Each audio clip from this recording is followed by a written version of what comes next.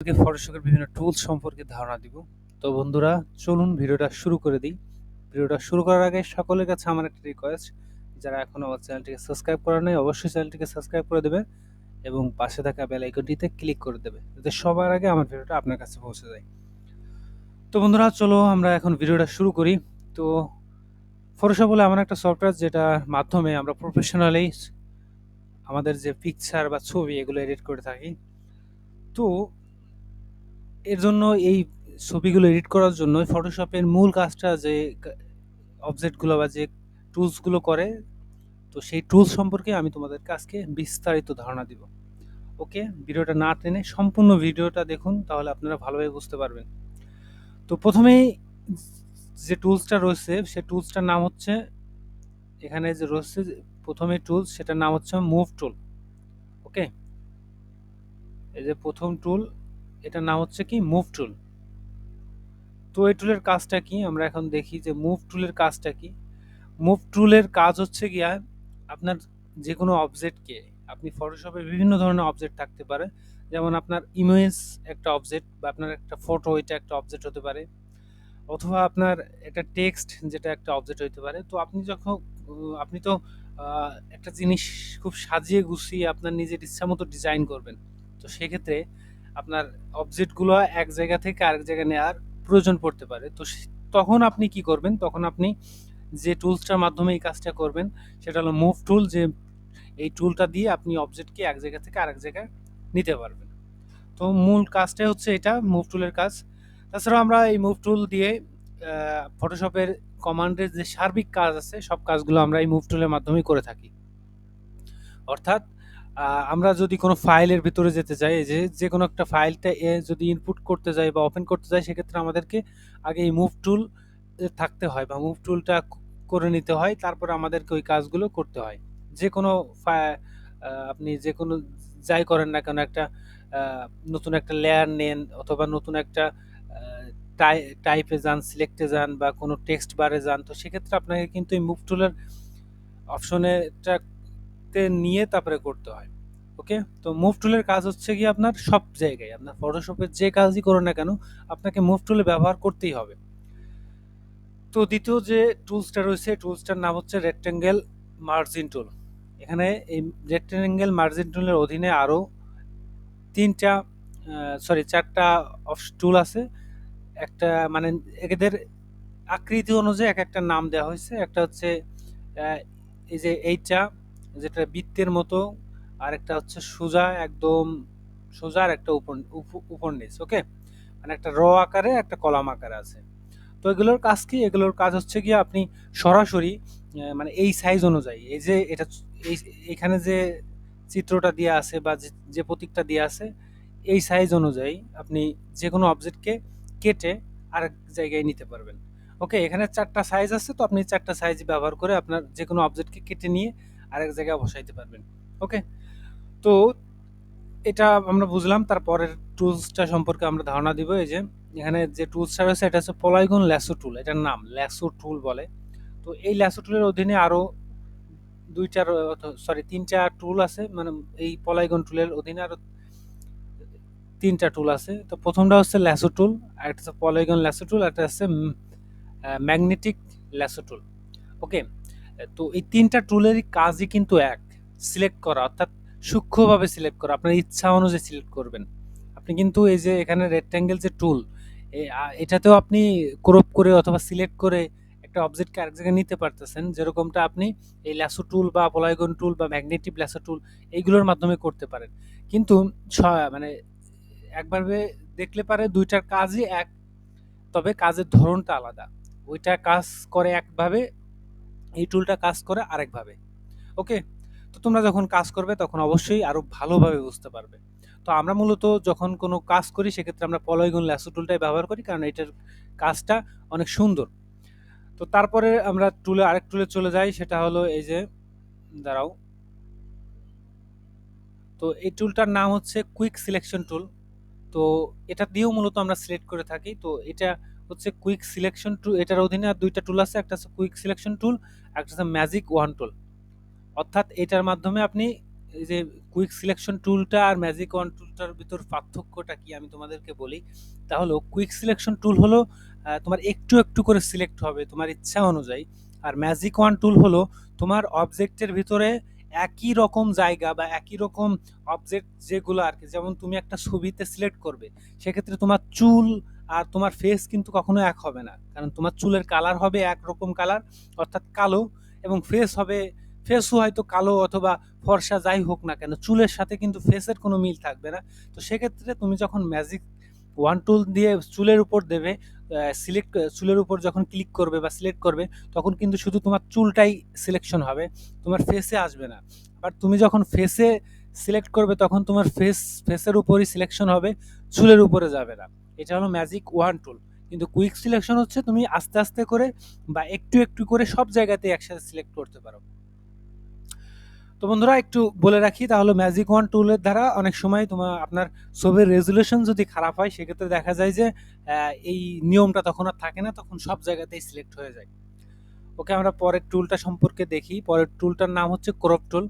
এই টুলের অধীনে মোট 4টা অপশন রয়েছে, তো আমি জাস্ট শুধু ক্রপ টুল সম্পর্কেই দেখি। এখানে যে আরেকটা আছে, আরেকটা টুল আছে, এটাও ক্রপ টুল, তারপরে স্লাইস টুল, তারপরে স্লাইস সিলেক্ট টুল।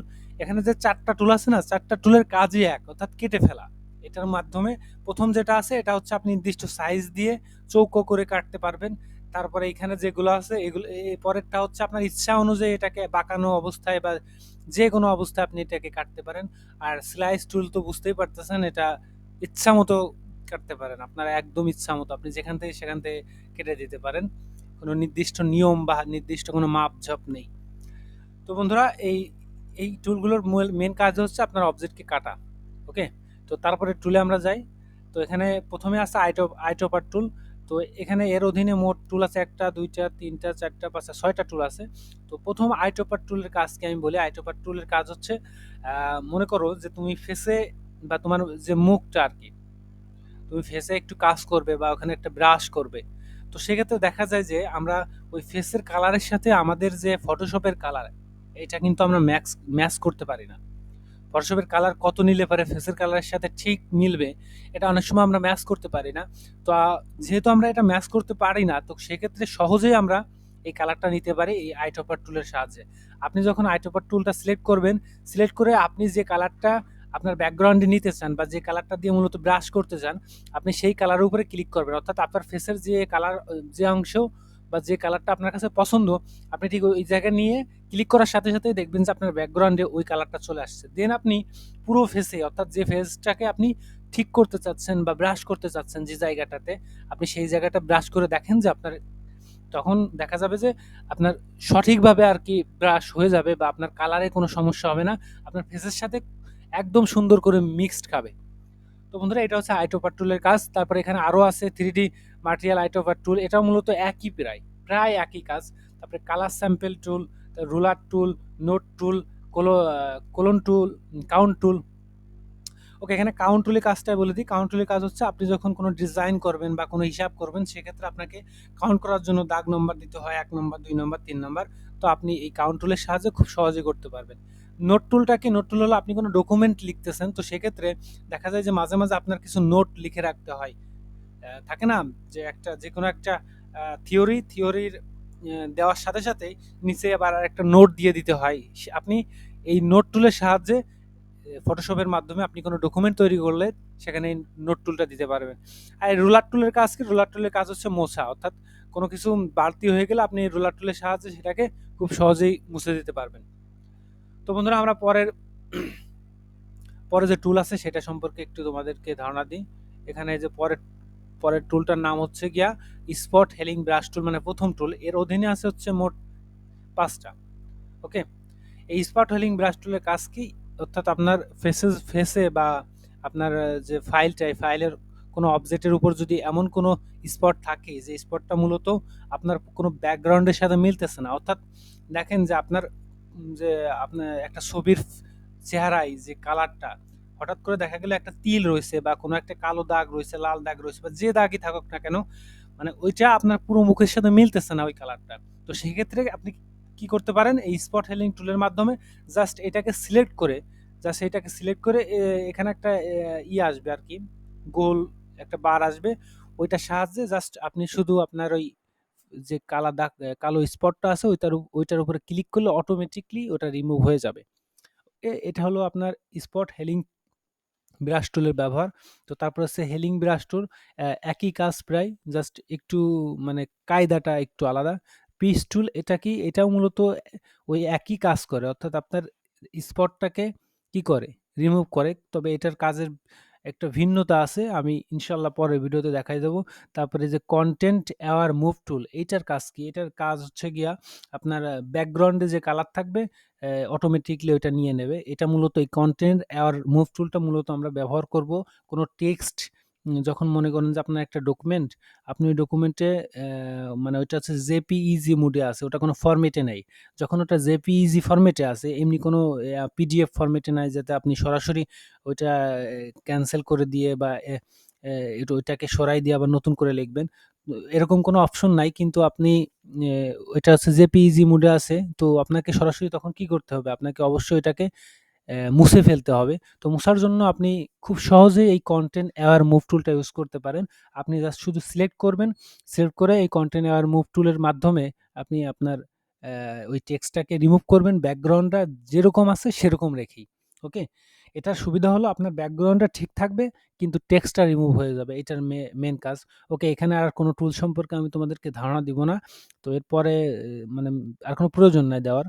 তো তারপরে আমরা আরেকটা টুল সম্পর্কে ধারণা দিই, সেটা হলো ব্রাশ টুল। এর অধীনে আরো ৪ টা টুল আছে এর অধীনে। সেটা একটা হচ্ছে ব্রাশ টুল, একটা পেন্সিল টুল, আর হচ্ছে কালার রিপ্লেসমেন্ট টুল, আর হচ্ছে মিক্সার ব্রাশ টুল। ওকে, ব্রাশ টুল তো বুঝতেই পারলে, অর্থাৎ ব্রাশ টুলের কাজ হচ্ছে আপনার ব্যাকগ্রাউন্ডে যে কালারটা থাকবে, আপনি জাস্ট ওই কালারটা যেকোনো অবজেক্টের উপরে এপ্লাই করতে পারবেন আপনি। তবে সেক্ষেত্রে আপনি চাইলে এটা কিরকম পড়বে বা এটা কিভাবে এপ্লাই হবে সেটা যে এখানে অপাসিটি আর ফ্লো আছে, এটা বাড়ানো কমানোর মাধ্যমে আপনি চাইলেই করতে পারেন। ওকে, আপনি ব্রাশের সাইজ ও এখান থেকে বিভিন্নভাবে কমায় বাড়ায় নিতে পারেন। এই যে এখান থেকে আপনি যদি কম দেন তাহলে ব্রাশের সাইজ কম হবে। তারপরে আপনার ব্রাশের যে কালিটা এটা কিভাবে পড়বে সেক্ষেত্রে সেইটা আপনি এখান থেকে নিয়ে নিতে পারেন। ওকে, আমি এই বিস্তারিত বিষয়টা, অর্থাৎ এই যে টুলস এর কাজ, এই বিস্তারিত বিষয়টা আমি অবশ্যই আগামী পরের ভিডিওতে, পরের যেকোনো একটা ভিডিওতে দেখাবো। তো আজকে আমাদের মূল লক্ষ্য হচ্ছে টুলস সম্পর্কে জানা, টুলসের কাজটা কি এই সম্পর্কে জানা। আর কাজটা আমরা সরাসরি ইনশাল্লাহ আগামী যেকোনো একটা ভিডিওতে দেখা দেবো। আজকে আমি তোমাদেরকে ব্রাশ টুল পর্যন্তই দেখালাম। আগামী ভিডিওতে বাকি যেগুলো টুল আছে ইনশাল্লাহ সবগুলো টুলই দেখাই দেবো।